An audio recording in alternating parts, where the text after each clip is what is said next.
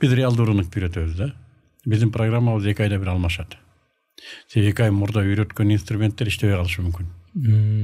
Азыр анын үстүнө мына жасалма интеллект чыгып кетти. Азыр эли бой маркетинг интернетте. Интернет иштетет. Интернет адам эле болуп калайын деди да. Кой тур, мен китепти окуп келип анан жасайм дегиче ал башка нерсени жасап коюп атат. Мен командам менен интернетте отурабыз. Азыр бүгүн мына нерсе чыгып тур, мына инструмент мындай иштеп атыптыр, мындай. Кел жаңы баштап аткандарга ушуну беребиз. Ушуну кантип иштеп чыгабыз? Кандай кылсак бат үйрөнөт. Тарс методикасын билебиз, кантип формулага айлантырышты. Келебизде жөн эле жалпак тилде. Жөн эле мага ошон кыргыздын айдан чыккан кашеки жигитине, муну мындай кылып жазгын, анан мындай кылып илип койгун. Битти. Сиз айткандай эле колуңду мындай кылгын жүдөбөй. Суга түшүп алып китепти окуп отурасың да колуңду мындай кыл, дагы мындай кыл, давай.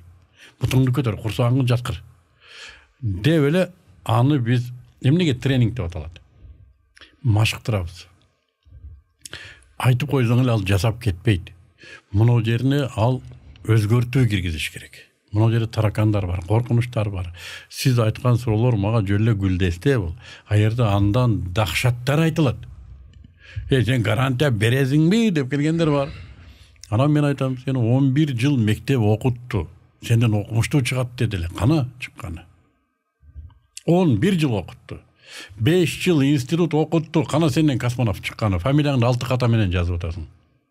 Мен кантип гарантия берем сага? Мен сага жолдорун айтып берем, сени машыктырам.